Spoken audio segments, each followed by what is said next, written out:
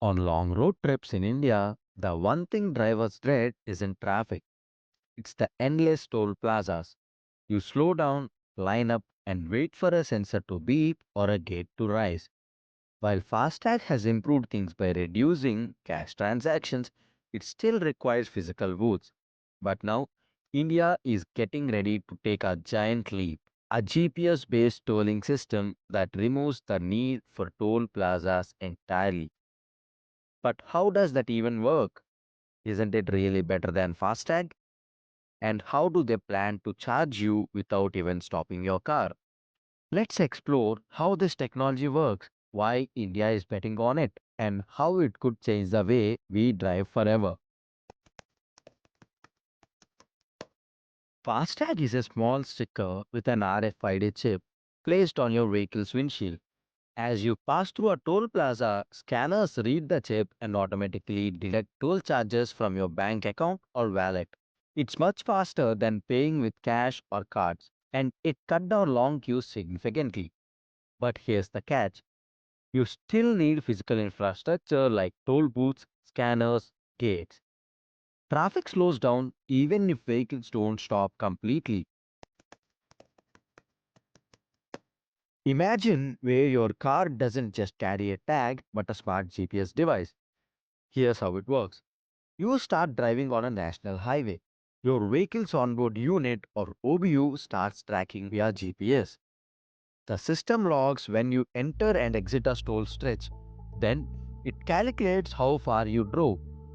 And then the toll amount is deducted directly from your linked account, all without stopping or scanning anything. No gates, no slowing down, just smooth driving. This concept is called pay as you use or distance based tolling. It's already been tested in countries like Germany and Switzerland, mainly for commercial trucks. And now India wants to adopt it on a massive scale. There are five key reasons to it. Number one, eliminating toll plazas. India's toll booths still cause bottlenecks. GPS based tolling removes them entirely, freeing up land and reducing traffic jams. Number two, fair pricing. Under FASTag, everyone pays the same toll for a stretch, even if you enter midway or exit early. GPS tolling charges you only for the kilometers you drive, more accurate and more fair. Number three, better traffic flow. There is no need to slow down or switch lanes. Highways become genuinely fast. Number four, reduced operational cost. Maintaining toll plazas, paying staff, fixing gates, all these costs go down when the system is digital and decentralized. Number five, real time data. With GPS data, the government gets real time insights into traffic flow, congestion points, and road usage patterns, which helps in planning better infrastructure.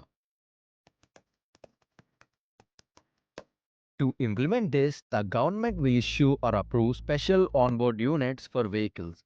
These OBUs will have a GPS chip to track your live location, a SIM or a communication system to send the data to the central server, and a secure ID linked to your vehicle and toll wallet. When your vehicle enters a tollable road, the system starts counting. When you exit, it calculates the distance and sends a billing request. The amount gets deducted from your account just like UPI or FASTag, and you get notified. The government has already started pilot testing on major highways.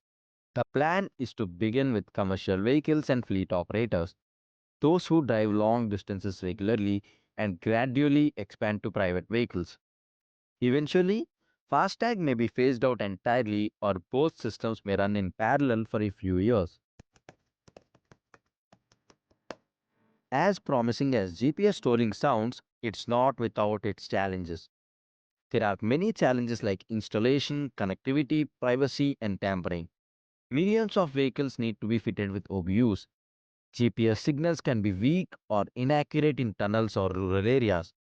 Constant tracking raises concerns about surveillance, and all these are very real issues. And in the next video, we'll dive deeper into these challenges and what's being done to address them. The dream of barrier free travel isn't far off, but the road to that dream comes with its own bumps. India's GPS touring experiment could redefine road usage, making it smarter and more efficient. But will it live up to the promise? Stick around for part 2, where we explore the hurdles and what could make or break this bold idea. Thank you for watching. This is What and How.